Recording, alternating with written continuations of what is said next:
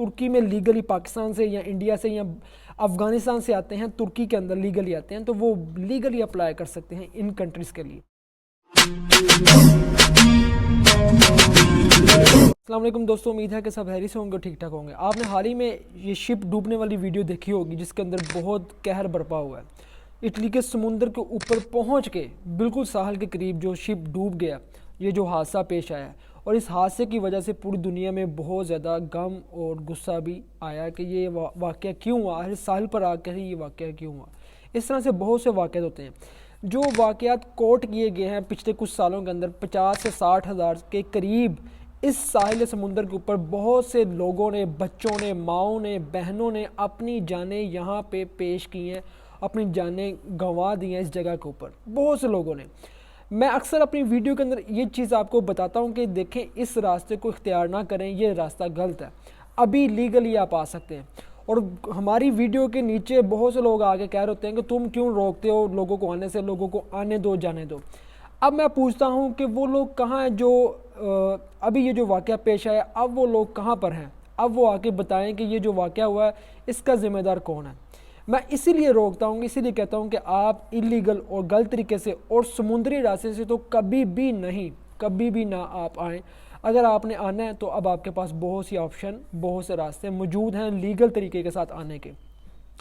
اب میں آپ کو یہ بتاؤں کہ جو اٹلی کا آخر والا جو سٹی ہے کروتونا، جو ساحل سمندر کے اوپر ہے، جہاں پہ یہ واقعہ پیش آیا، وہاں کے جو لوگ ہیں وہ اتنے غم زدہ ہیں کہ وہ ابھی بتا نہیں سکتے اپنی کیفیت کیا ہے۔ اور وہاں پہ بتایا جا رہا ہے کہ جو وہاں پہ قبرستان ہے، وہاں پہ پادری بھی ہیں، وہاں پہ مسلم جو اسلامک جو ہمارے اسکالر ہیں وہ بھی ہیں جو جنازہ پڑھانے کے لیے وہاں پہ موجود ہوتے ہیں، تو وہ سب ہی آپس میں مل کے ایک دوسرے کا جنازہ پڑھا رہے ہیں۔ کیونکہ جو پاکستان سے جو ہمارے ینگسٹرز جو بچے چلے تھے پاکستان سے، وہاں پہ نکلے تھے، جہاں پہ یہ بھی بتایا گیا کہ پنجاب سے بھی جو لڑکی ایک چلی تھی جو ہاکی کی پلیئر تھی، اور ایک لڑکا جس کا واقعہ پیش آیا پشاور سے تھا، اذان، وہ چھوٹا سا بچہ تھا، اور اس کا بھائی ایک اپنا یہاں جرمنی کے اندر بھی تھا، ایک اس سے آگے بھی تھا، اور اس نے یہ کوشش کی اپنے بھائی کو اصرار کیا کہ میں باہر جانا چاہ رہا ہوں اور یہاں پہنچنا چاہ رہا ہوں، تو انہوں نے پھر کیا کیا، اس کا ترکی کا ویزا لگوایا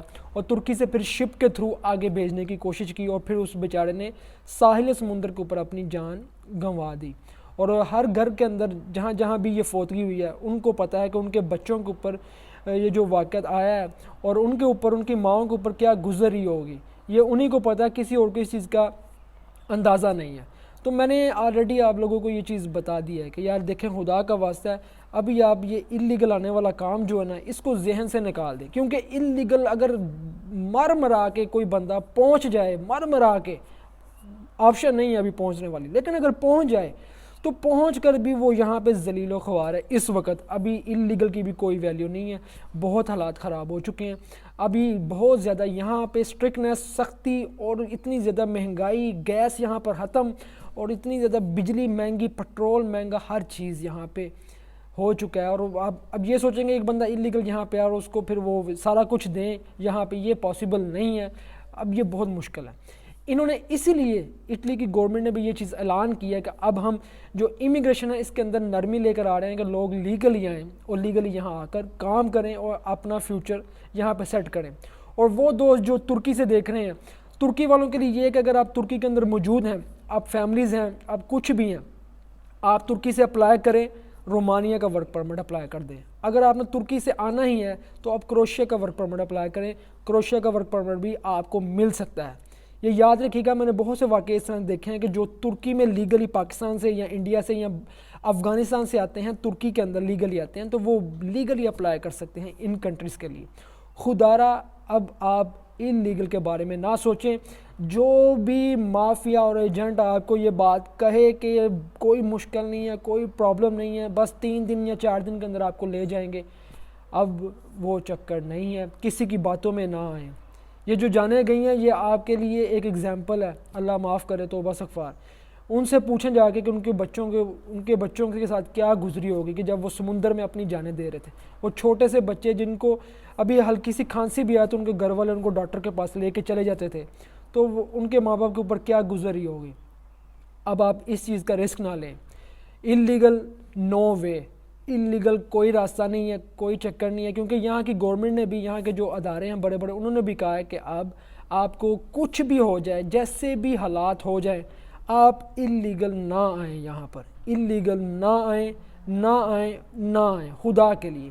क्योंकि हाँ, ये बात हकीकत है कि यहाँ पे कानून है, यहाँ पे इंसाफ है, यहाँ पे रिस्पेक्ट है, सब कुछ है, लेकिन इन्होंने कहा है कि हमने जो रास्ते खोले हैं वो लीगल वे के थ्रू हैं।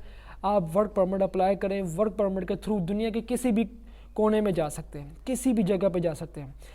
आप खुद एम्बेसी में जाके कंफर्मेशन लें, वहाँ से पूछें कि क्या तरीकाकार है, कैसे आप जा सकते हैं। देखें, वो लोग जो यूरोप के अंदर बैठे हुए हैं और ये वीडियो देख रहे हैं, जो लोग भी यूरोप के अंदर हैं वो ये वीडियो देख रहे हैं, उन लोगों के लिए ये है कि देखें, मैं भी यहाँ पर हूँ, मेरे भी पीछे भाई बैठे हुए हैं, 3 से 4 भाई हैं। अगर मैं भी बुलवाना चाहूँ तो बुलवा सकता हूँ इस रास्ते से, लेकिन मैंने अपनी खुली आंखों से ये सारा कुछ देखा हुआ है। मैं कभी भी इस चीज़ का रिस्क नहीं लूँगा। मैं जब भी बुलाऊँगा, आज बुलवाऊँ, कल बुलाऊँ, मैं लीगल ही बुलाऊँगा। अगर मेरे अंदर इतनी हिम्मत हुई तो मैं बुलाऊँगा लीगली, लेकिन इलीगली मैं कभी भी रिस्क नहीं लूँगा, कभी भी रिस्क नहीं लूँगा, क्योंकि जो मैं काम खुद नहीं चाहता वो मैं अपने मुसलमान बहन भाइयों के लिए भी नहीं सोच सकता। ये हकीकत है। तो लिहाजा जो कोई भी ये ज़हन में रखे कि हम इलीगली चले जाएंगे तो ये हो जाएगा, वो हो जाएगा, समुद्री रास्ते से, यहीं नो वे, कोई रास्ता नहीं है, कोई रास्ता नहीं है। खुदा के लिए अपना भी ख्याल करें और अपनों का भी ख्याल करें। कहते हैं, पंजाबी का मुहावरा है, कहते अद्धी खा लो, घाड़ दी खा लो, सुथरी खा लो। ठीक है, यूरोप दी पूरी खा न लो, अपने घाड़ दी अद्धी खा लो। ये एक कहावत है और ये हकीकत है। ठीक है, जब आपके साथ कुछ भी हो जाता ना तो फिर बड़े मसले बन जाते हैं। अल्लाह ताला की ज़ात हम सब का हामी व नासर हो।